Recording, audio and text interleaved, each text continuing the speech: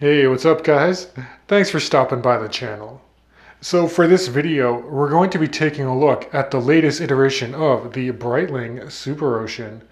Now, this timepiece actually takes a lot of its design inspiration from a diver's chronograph in Breitling's catalog back in the late 1960s, known as the Breitling Slow Motion. But aside from some of the vintage inspiration, Breitling also updated the materials for this timepiece, so you're finally getting like a ceramic bezel insert.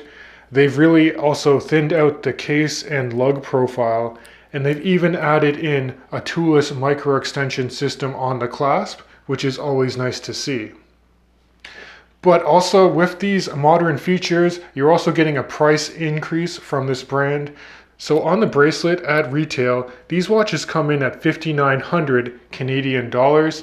And at that price point, there really is a lot of stiff competition from other Swiss luxury manufacturers when it comes to picking out a really great dive watch.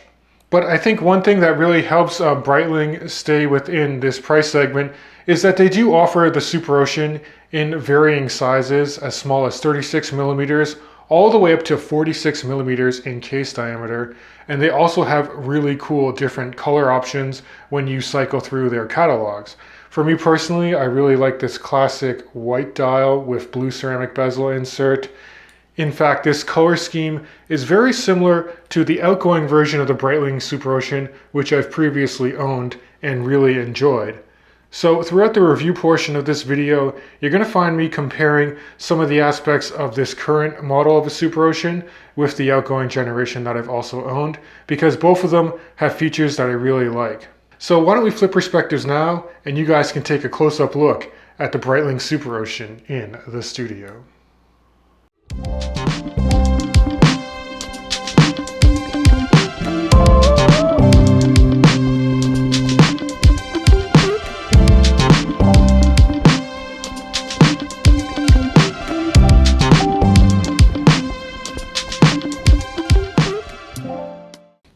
Alright, so I got my Breitling gloves from my authorized dealer, and now we can take a close-up look at the SuperOcean in the studio. So this particular model that has the white dial, blue ceramic bezel insert is part of the 42 millimeter collection from Breitling, although when I grabbed my calipers, I measured at 42.2 millimeters in case diameter. If you look at the side profile for this SuperOcean, you can see that they did a lot to slim down and break up the mass of the case compared to the outgoing SuperOcean models. You can see the lugs curve down very nicely, and now you have brushing primarily on the side of the case. You do have a nice polished transition as you look at the top of the lugs, which are now a lot thinner and a little more truncated. So when you take actually a look at the wingspan, so that's the lug-to-lug distance here, it's a little bit shorter, coming in at 47.3 millimeters. Although if you include the male end links for the OEM bracelet, that effectively extends it to 50 millimeters. In terms of case thickness, I grab it at 12.5 millimeters. That is from the bottom of the screw-down case back, and then to the top of a slightly domed sapphire crystal. And in my opinion, Breitling does some of the best anti-reflective treatment for most Swiss luxury brands in this segment, because there's AR treated on the underside of the crystal as well as the top, and you can barely see the sapphire at certain angles, which is really, really nice. Now, interestingly, with the thinned down lugs, they actually opened up the lug spacing, because now you have an even 22 millimeter gap for the supplied bracelet, instead of 20 millimeters like the older generation of a SuperOcean. And with that, the bracelet now also has polished center links, as well as very fine brushing on the outer links there. And it does have a decent taper to it, so it does go from 22 millimeters at the head of the watch down to 18 millimeters before you get to the Breitling signed clasp. You can see that there's a nice strip of high polish there too, which I've already managed to scratch up quite easily, might I add. But the bonus is this clasp is very well constructed. It's a simple twin trigger releasing mechanism, and you have your normal scissor clasp here, but you can see it doesn't use posts. It actually uses these steel bars that are pinched together. And then the nice trick is if you take a look at the underside of a clasp, it has this push button mechanism for on-the-fly adjustment.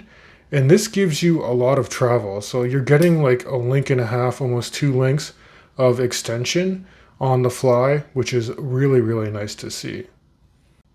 So here's a quick in-studio wrist shot just to show you how well this 42mm SuperOcean wears on a 7.5-inch wrist. That is 19 centimeters in total wrist circumference if you use the metric system. And I do have all of the links supplied for this bracelet because I was able to get so much adjustment at the level of a clasp. So this comes in at a hefty 175 grams if you include the watch head and all the links of the bracelet. And if you want to go for a little bit lighter, you could also just throw this on a strap. This watch is actually a very nice strap monster. Now at the level of the dial, one of the first things that struck me about the newer SuperOceans here is the omission of a date aperture at the 3 o'clock position. So this is a no date watch. It's very symmetrical that way, I find. And the other interesting feature about this watch is the huge chapter ring near the periphery of a dial that's sloped inwards and adds a lot of depth, as well as those applied markers now have high polished blue surrounds around them, and that also matches that very nice blue handset as well. And the standout feature for the hands is that minute hand that has that huge block, which is lume filled, as well as the other hands. This does mimic the running chronograph main hand on the Breitling SuperOcean. And it kind of threw me off a little bit too, because the seconds hand has no counterweight. And it's just a simple lollipop seconds hand that has a different color scheme to it. I'm not too sure if it works, but it tries to match the SuperOcean script that's printed above the 6 o'clock position there. Gone are the Breitling Wings logo.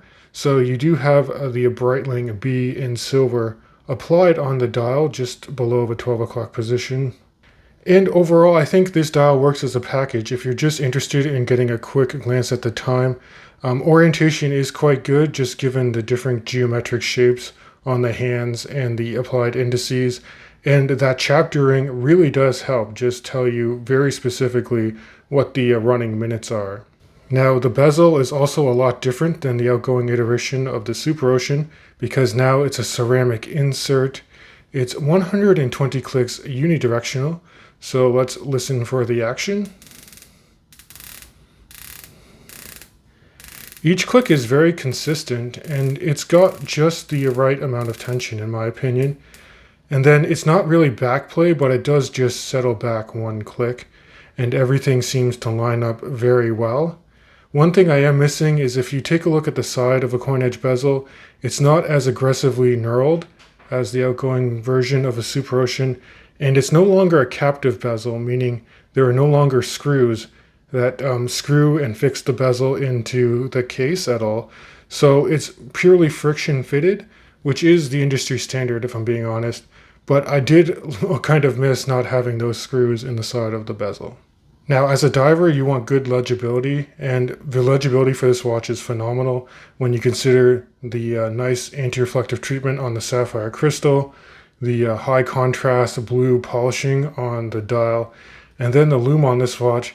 Its eyes also kind of nice because they're now using kind of a blue teal colored lume instead of the old green Swiss Superluminova they used on the older SuperOcean models. And I just think that blue lume just ties in very well with the blue accents on this particular timepiece, and it's very potent, evenly applied, and long-lasting. In terms of water resistance for this diver, it's only 300 meters of water resistance compared to the older 42mm versions of a SuperOcean, which had 500 meters. To be honest, you're not going to need 500 meters nor 300, so I'm completely fine with how well it can resist water pressure. In terms of the chronometer grade automatic movement inside this watch, it's basically a worked over Solida or ETA based movement that has a no date function. So you're getting around 40 hours of power reserve. It is hacking and hand wind. It ticks away at 4 Hertz. And it's all operated through this oversized screw down crown, which is actually a nice improvement over the older SuperOceans in my opinion. I measure this crown at 7.5 millimeters, so it's very easy to grip and operate. So if you want to manually wind the movement, you do have to unthread the crown, and then you can do that in the neutral position. And then if you just pull it at one click, that will hack the movement by stopping the balance and the seconds hand in the process. And then you can easily set to whatever reference time you like. So that is my overview for the latest iteration of the Breitling SuperOceans. It wears great, it looks pretty good, and they do have some nice upgrades over the older generations of the SuperOcean. All that being said, I still kind of like just the overall dial layout of the older versions that had the tri-air brake numerals, as well as the date window. Yes, I said it, I do like having a date, but this is purely personal preference. But as always guys, I'd love to hear your feedback in the comments section of this video. What are your guys' thoughts on what Breitling did to redesign the SuperOcean, and which colorway is currently your favorite in the catalog? Now, if you do like this content, please do consider subscribing to the channel. It helps out a ton, and as always, I can't wait to catch you in the next video.